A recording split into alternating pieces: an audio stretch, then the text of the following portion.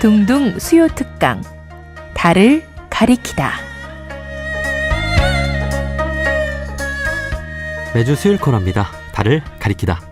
성현들은 달을 가리키고 있지만 우리는 그 손가락만 보고 있지 않은지 돌아보는 시간인데요. 종교의 문자나 상징이 아니라 그것이 가리키고 있는 종교의 참된 가치에 대해 생각해보는 시간입니다. 예수님이 태어난 곳은 갈릴레아라는 곳이죠. 당시 갈릴레아는 다른 지역에 비해 가난한 사람들이 모여 살았다고 하는데요.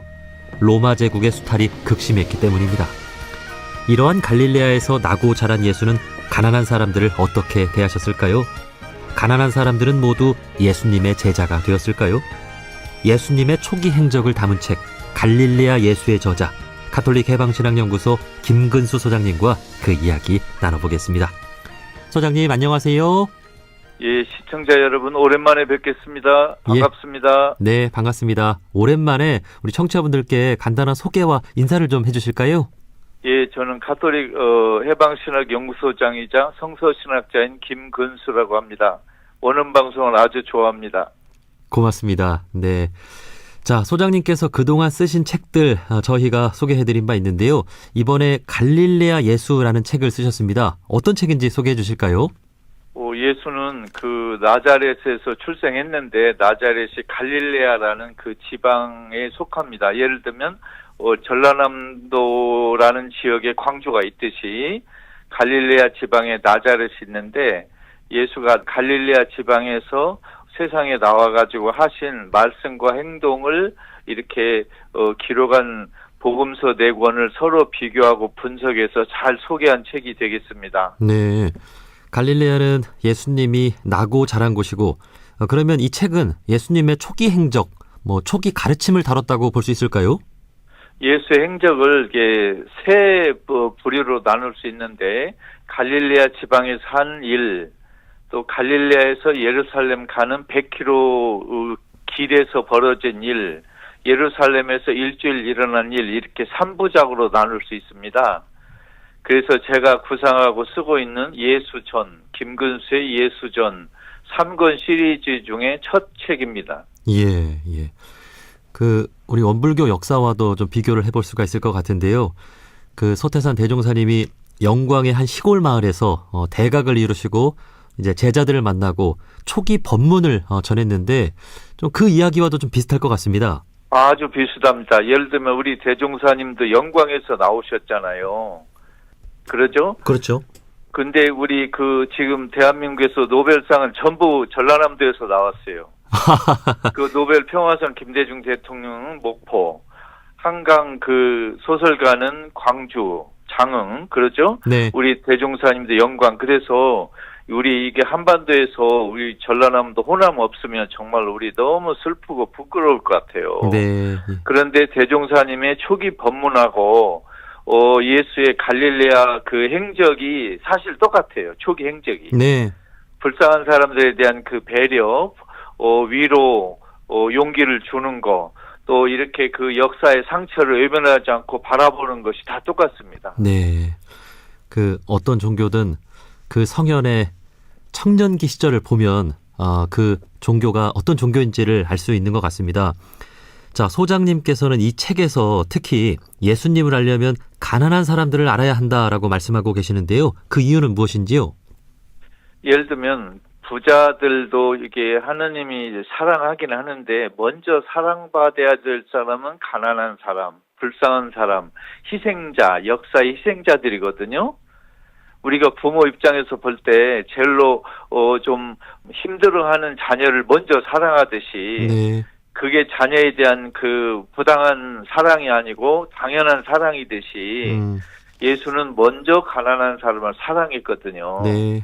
아마 우리 대종사님도 비슷하지 않을까 생각하는데 그래서 먼저 허약하고 불쌍한 사람에게 먼저 손을 내미는 건 이상한 게 아니고 당연한 것 같아요. 예. 그래서 예수를 알려면 가난한 사람을 알아야 되고 예수가 가난한 사람에게 사랑을 베풀었으니까 또 가난한 사람을 알면 예수가 누구인지 또 알 수가 있어요.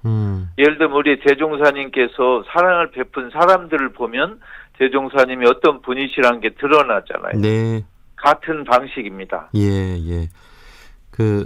부처님도 출가한 계기를 보면 이 부당한 이 계급 사회에서 이제 병들고 늙고 죽어가는 사람들을 보고 출가를 결심하지 않습니까? 그렇습니다. 예수님도 당대의 상황을 보면서 이 가난한 사람들을 보고 뭔가 이 하나님의 뜻을 느끼셨겠죠. 예수도 사실은 이렇게 세상에 나올 때 고민을 많이 했습니다. 우리 부처님도 아마 그 고민을 하시지 않을까 생각되는데, 예수는 이제 직업이 목수이고 배운 것도 별로 없고 지방 가문도 그저 그렇고 그런 정말 평범한 가문 아닙니까? 예. 그런 가문에서 나와가지고 내가 세상을 어떻게 하겠다고 하는 게 사람들 눈에 이렇게 제대로 이해가 될 리가 없거든요. 그래서 예수도 고민을 많이 했습니다.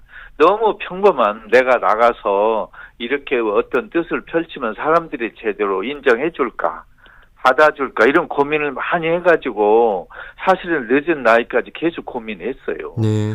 예수가 30살에 세상에 나왔다고 하는 거, 그 당시로 말하면 평균 연령을 넘었거든요. 그렇죠. 평균 수명을. 그러니까 예수가 젊은 시절에 세상에 나온 게 아니고 늙은 말년에 나오신 거예요. 네. 고민을 많이 하다가. 네. 예. 자, 그렇게 예수님께서는 가난한 사람들이 우선이다라는 생각으로 이제 세상에 이제 나오지 않습니까? 예. 그럼 예수님과 가난한 사람들과의 관계는 어땠습니까? 예를 들면 가난한 사람들은 예수를 많이 환영했습니다. 저분이 우리 심정을 알아주는구나, 우리 아픔을 아시는구나, 우리에게 따뜻한 분이구나 알았는데, 그러나 가난한 사람들이 바라는 거하고 예수가 한 거하고 항상 일치하지는 않았어요. 예를 들면 가난한 사람들은 우리 유다 민족이 로마의 식민지에서 해방되기를 바랬는데 예수는 독립운동을 안 했단 말이에요. 예. 그러니까 그게 조금 못마땅하고 어떻게 보면 약간 관망하는 상태라고 할까요? 예수는 훌륭한 분이고 훌륭한 일을 하시긴 했는데 우리 가난한 사람들이 바라는 거에는 약간 못 미친다고 생각을 한 거예요. 가난한 사람들이. 예. 그래서 예수에게 감사하고 따라다니고 귀를 쫑긋하지만 계속 마음을 흔쾌히 열어주지는 않았어요. 계속 예. 지켜만 보고 있는 거예요. 예. 그러니까 그 가난한 사람 중에 아주 일부만 예수 제자가 됐고 대부분은 거리를 두고 약간 우호적인 관계이긴 하나 마음을 다 흔쾌히 주진 않았던 사이로 계속 평행선을 유지하고 있었어요. 예.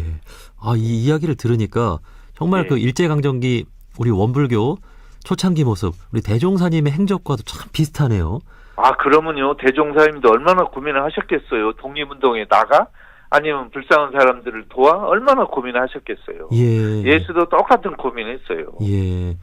그래서 이제 대종사님은 새 회상을 건설하기 위해서 은혜 예. 낙원 세상을 만들기 위해서 이 개개인의 마음부터 개조하는 그런 또 훈련법을 또 가르치셨는데, 자, 그러니까 이제 그 당시에도 가난한 사람들이 뭐 예수님께 감동을 받고 다 예수님 편이 됐을 것 같은데 그게 아니었군요. 반대했다기보다는 우호적이 아니에요. 완전히 마음을 주진 않았어요. 분명히 예수가 우리 가난한 사람 편인 것 같긴 한데 우리들의 바람을 다 충족시키지는 못할 분 같다, 이런 생각이 들어간 거예요. 네. 그러니까 예를 들면 우리 대종사님이 마음을 새롭게 하고 새로운 세상을 만들고 이런 그 놀라운 이야기를 하셨을 때 아마 그 대종사님의 말씀을 좋아하지만 그러나 일제시대에 해방하는 건 어떻게 되십니까? 하고 물을 사람이 있었던 것과 똑같은 그렇죠. 그렇죠. 예. 네. 지금 그런 고민을 두 분 다 하셨던 거예요. 예, 정말 비슷합니다. 지금 예. 이 나라를 뺏기고 이 절망의 시대에 무슨 농사를 짓고 무슨 기도를 드리고 하냐. 예. 그렇죠. 어떻게 보면 좀 부족하다 이렇게 생각을 할 수 있죠. 예. 예수도 똑같은 그런 그 의심을 받았습니다. 네. 그 당시에 예수님의 최측근 제자들도 있지 않습니까? 예. 그럼 제자들은 어떤 반응을 보였나요? 그 제자들 중에도 예수를 이해한 사람이 별로 없었어요. 왜냐하면 제자들 12명이 주로 있다고 하지만 그분들은 예수가 잘 되면 우의정, 좌의정, 국무총리, 부총리 이런 걸 노리고 어떻게 보면 정치적 야심이 있어서 따라당긴 제자들이 많았어요. 아하, 그래요? 그래서 예수가 뭔가 권력을 쟁취할 것이다, 뭐가 승리할 것이다 이런 생각을 했는데 예수가 십자가에 못 박혀 죽어버리잖아요. 네. 그럼 우리는 뭐요? 실패했어? 이런 의견을 가질 수도 있잖아요. 예. 그래서 제자들도 예수를 100% 이해하거나 찬성한 게 아니고 항상 의문 속에 지켜보면서 따라다니면서 그러나 항상 의심하면서 있었던 것 같아요. 네. 이렇게 훌륭한 예수님 곁에도 뭐 정치적인 욕망을 드러내신 분이 아님에도 불구하고 그 주변에는 정말 다양한 사람들이 다 이렇게 모이는군요. 모든 세상도 그렇습니다. 어떤 철학자, 정치 지도자, 종교 지도자 옆에도 야심 품고 욕심 품고 검은 마음 가진 사람이 왜 없겠어요. 네. 다 있죠. 제 생각에는 우리 대종사님 곁에도 분명히 마음이 깨끗하지 않은 사람이 있었을 거라고 생각해요. 그렇죠. 예. 오늘날 이 시대 상황하고도 참 비슷하다는 생각이 드는데요. 아, 그렇습니다. 오늘날에도 종교인들 중에 분명히 정말 참된 제자도 있을 것이고, 네, 어떤 권력에 대한 욕망을 가진 사람도 있을 것이고, 참 다양한 분들이 있다라고 하는 것이 참 어쩔 수 없는 것 같아요. 그러니까 예를 들면 예수를 팔아먹기는 잘하는데 예수를 따르기는 싫어하는 종교인 많거든요. 그러면 예를 들면 우리 원불교도 대종사님을 어떻게 보면 따르는 분도 있지만 그렇지 않고 이용하는 사람도 분명히 있을 거라고 생각해요. 아하, 예. 그러니까 세상은 악이 줄고 선이 증가하고 라기보다 선도 커지고 악도 커지고 선의 세력도 커지고 그와 비슷한 규모로 악의 세력도 커지지 않나. 저는 개인적으로 그렇게 생각합니다. 네. 그런데 특히나 안타까운 것은 정말 가난한 사람들의 편이 되고자 했던 예수님을 그 가난한 사람들이 알아보지 못하고 그 참 이렇게 비난도 하고 참 그랬던 게 정말 안타까운 것 같아요.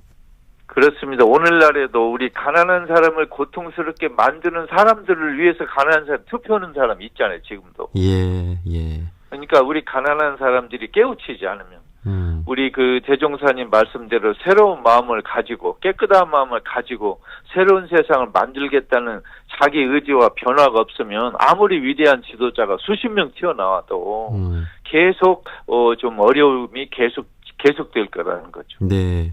과연 누가 의로운 사람인가, 누가 가난한 사람들 편인가 이런 것을 또 잘 보고 우리가 또 정치적인 선택도 해야 될 것 같습니다. 자, 마지막으로 이 갈릴레아 예수 좀 어떤 분들에게 좀 권유하고 싶으신가요? 갈릴레아 지방이 우리 제주도 지방하고 넓이가 비슷해요, 아주. 예, 예. 그 지리적으로. 네. 그런데 이 갈릴레아 예수 책을 읽으면 좋은 건 뭐냐면 예수가 가난한 사람들하고 어떤 말씀을 하고 어떤 행동을 했는가를 알 수 있고 예수를 좀 더 합리적으로 이해하고 예수의 고뇌와 가난한 사람들의 그 고민을 잘 이해할 수 있는 책이에요. 그러면 이 책을 읽으면 우리 원불교 분들도 대종사님을 그 고뇌를 더 잘 이해할 수 있는 간접적인 자료를 얻는다고 생각합니다. 예. 그래서 예수를 이해하면서 우리 대종사님도 이해하고 우리 대종사님을 이해하면서 예수도 더 잘 이해하고 그러면서 현실 사회도 잘 이해할 수 있는 좋은 계기가 된다고 생각해서 이 방송을 들으시는 분들께 이 갈릴레아 예수 책을 정직하게 겸손하게 권하고 싶습니다. 네. 원불교 초기 역사를 알면 원불교가 어떤 종교인가 그 창립 정신을 알 수가 있는데 우리 예수님께서도 그 태어나고 자란 곳인 이 갈릴레아에서 그 만난 사람들, 이 제자들과 또 가난한 사람들과 또 어떻게 지내셨는지 그 이야기를 또 자세히 담고 있으니까 많은 분들이 또 관심을 갖고 봐주셨으면 좋겠습니다. 자, 갈릴레아 예수의 저자 가톨릭 해방신앙연구소 김근수 소장님과 말씀 나눠봤습니다. 소장님, 오늘 말씀 고맙습니다. 감사합니다.